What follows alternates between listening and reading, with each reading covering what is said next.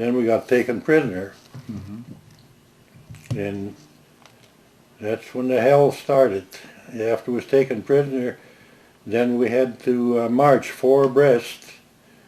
Somebody said it was about 100 miles, no food, no water. It took 7 days on that march, and up to Camp O'Donnell. And there was, part of the way we rode on a train, not too far, and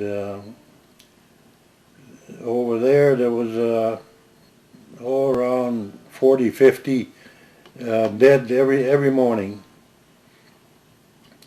Well, the Japanese, he got up on the platform there and he made a short speech, and we had to all be sitting and listening, and he said, you are our enemies. All we're interested in every morning, how many living, how many dead.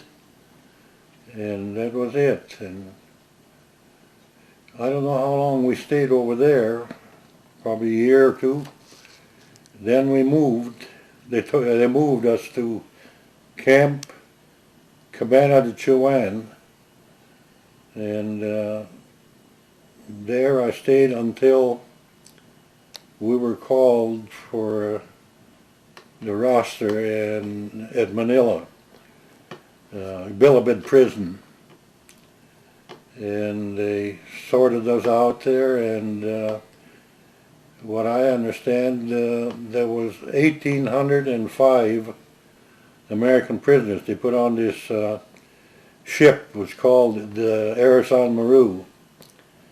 And my understanding was we were on this ship for 14 days, and nothing to eat to speak of, and no water to drink, and it was dark, you couldn't see nothing, and it was hot down in the hold where we were, and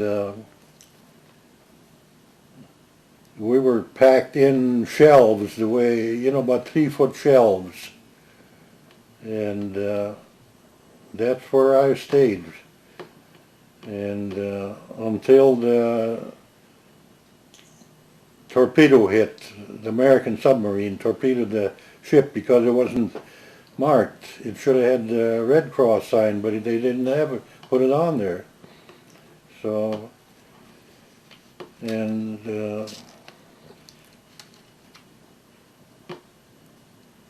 after the ship, before the ship sunk, I got out of there.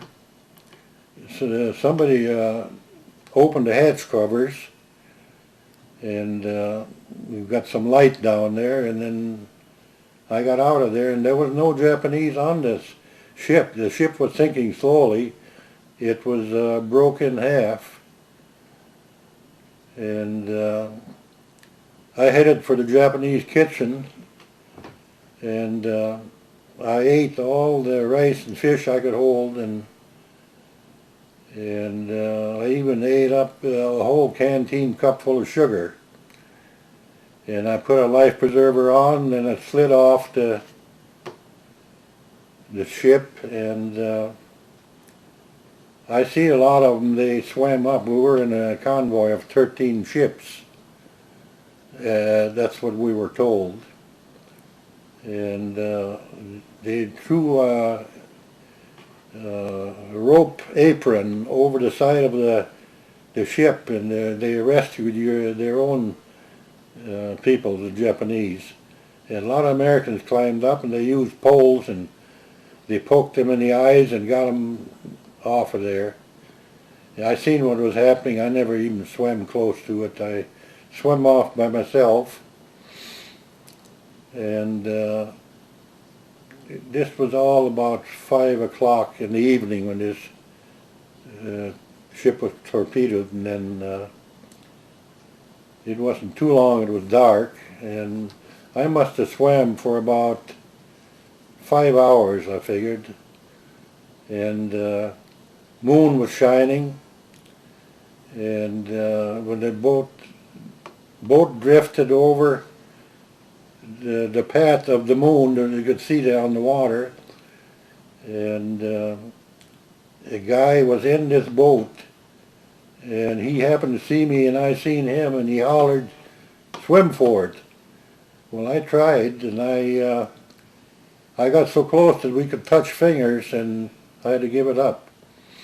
And about 3 attempts like that, and while I was swimming, I bumped into something. It was a board, about 12 inches long, 5 foot long, wreckage from the ship, I guess. And then I laid my body on that, and then I started swimming, and I made it. The guy took a hold of my hand, and that's all I remember. I must have passed out, I guess. And the boat was plumb full of water, so I laid on the seat there when I come to. And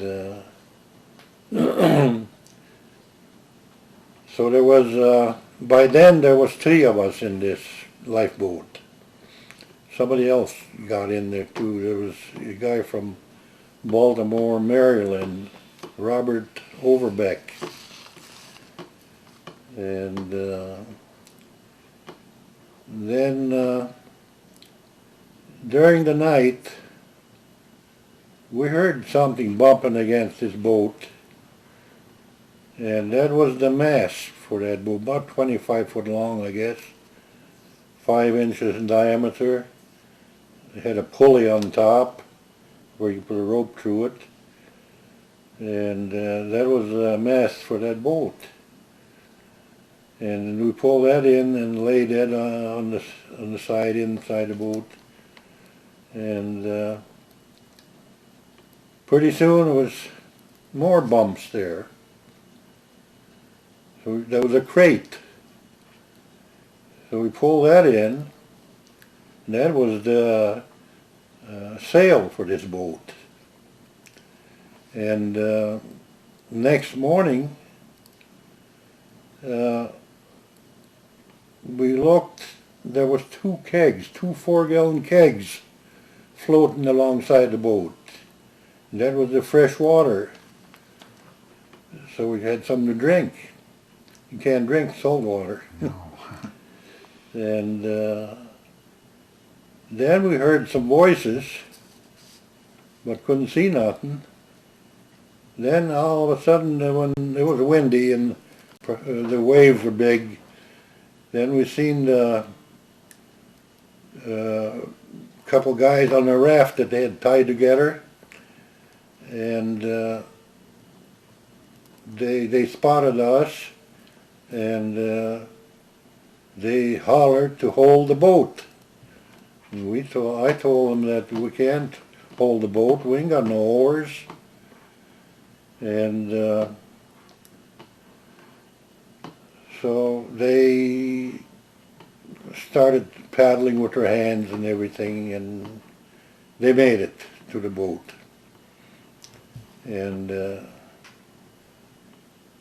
so we took turns. There was a 12-quart pail in the bottom of the boat. The boat was full of water, and we took turns dipping the water out. It took quite a while. And after we had the water out, then we were going to put this mast in place. It had a notch in the bottom of the boat where it set in, and but there was a bolt through the cross member and to put through this mast, and it had a nut on it, but no wrenches. It was rusted in there with salt water. So each one of us took turns there and started. Finally we got a little play in that bowl. And then a little more, and put water on it, and finally we could unscrew it. And so we got this pole up there and set in place, and the bolt through, but we had forgot to put the rope through the pulley. and we didn't want to go through that again, taking it down, because we had quite a time getting it up there. It's heavy. In the condition we were in, we were weak. And so I tried climbing up. I got about halfway up there. I had to come back down. The way that was whipping there, you know, the waves, you know. And then this Calvin Grafe, you know, he worked for the Japanese, you know, cooking rice and stuff, you know. And he was in better shape. He got better food. And he climbed up there and put the rope through, and we were just ready to hoist sail. There come a Japanese destroyer. It come right alongside of our boat. It must have been about 50 or 100 feet away. And then they stopped and looked us over. The Japanese officer, he was looking down at us there, and then he made some motions, and two guys come with machine guns. I just turned my back, and the rest of us did too, and nothing happened.